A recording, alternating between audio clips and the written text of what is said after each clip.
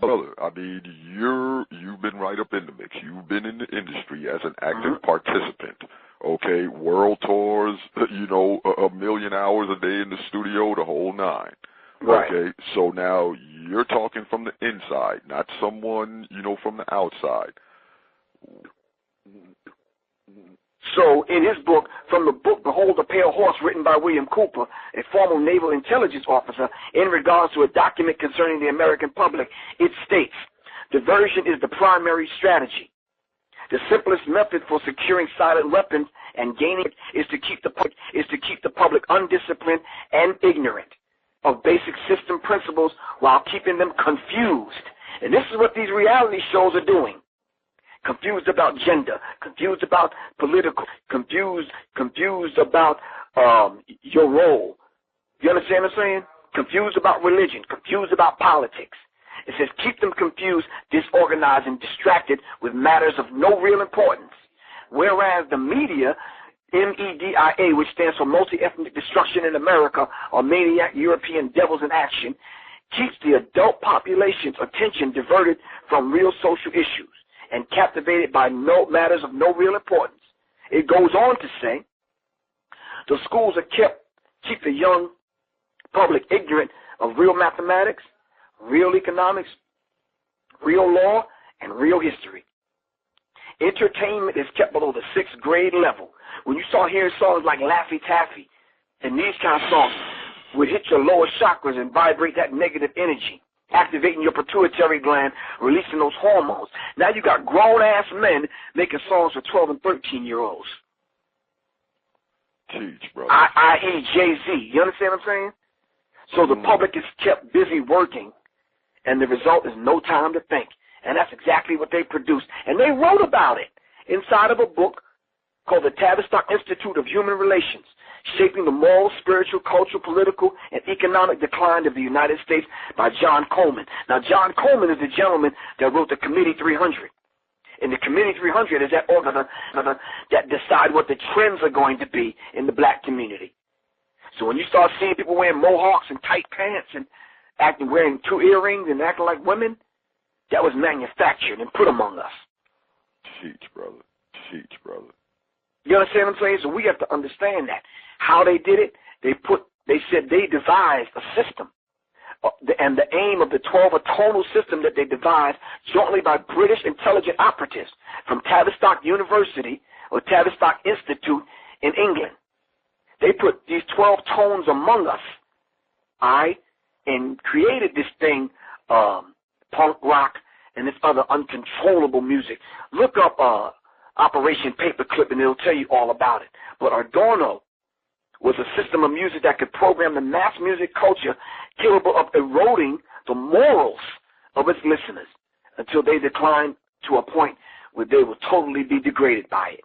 And that's what's going on today. The music is bringing us down to an animalistic level, to the point where we don't even care about the art form. We just want a paycheck. Yes, sir. So now it's cool for a Jim Jones to come out talking about nah, nah, nah, nah, nah, and grown folks go for it. You understand what I'm saying? It's cool for these cats to come out with songs talking about I'm stupid, you stupid, we stupid. Why does that appeal to grown men and grown women? Joe Bacan put out a DVD called The Corporation. He said children as tomorrow's consumers represent a huge market today and therefore a fair game. You understand what I'm saying? So they are attacking the children using tones and frequencies. And parents want to see their children happy. We go out and use our credit cards and our hard-earned dollars to make sure our children are happy. So we get the sneakers and the new video games and the new songs that come out and this kind of thing. Thinking that we're making our children happy, we're feeding our children's minds and souls to the wolves. Now, I'm not particularly cool with some of these brothers' lifestyle, but nonetheless, they're my brothers.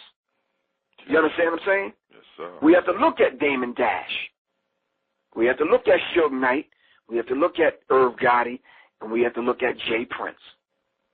These 4 gentlemen that got together and was going to put up $30 million apiece to get and create their own distribution company to distribute black music. These people got together and said, we'll never let it happen. It'll happen over our dead bodies. All in 1 week, I'm telling you the short version of the story. All in 1 week, they raided the offices of these 4 brothers. I'm going to say them again. Damon Dash, Suge Knight, Irv Gotti, and Jay Prince out of Texas. The FBI raided their offices and confiscated their records and started piecing together cases against these brothers. And Suge Knight, you already know his story. Yeah. You understand? Went through some court cases, ends up having a white Jewish woman, the owner now of everything that Death Row had put out. And I think she bought it for $22 million. No, $25 million.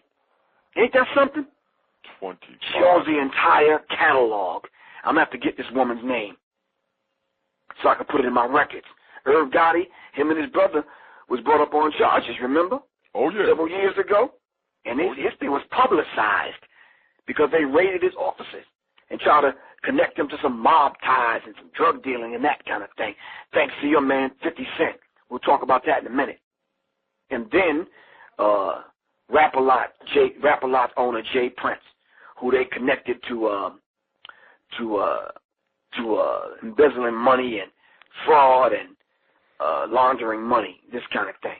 But Jay-Z was privy to this information, and Jay-Z was one of the ones that took it back to them. So what did they do? They bought Jay-Z off, to tell the short version of the story.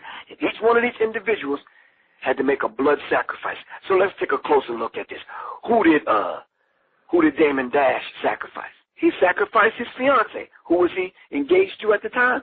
Aaliyah, who died in a plane crash. Who did Suge Knight sacrifice? Tupac. Who Irv Gotti was supposed to sacrifice, but it didn't happen? Ashanti. She broke away from the camp, and now she's doing well. But that was his blood sacrifice. Are you following me? Yes, sir. Teach. So Rap-A-Lot's Jay Prince was heard through the African grapevine that he had inked a deal with the brother Pimp C. And if you can remember, Pimp C went live before he died. And he started blasting people, calling people homosexuals and this kind of thing, and he was calling people out.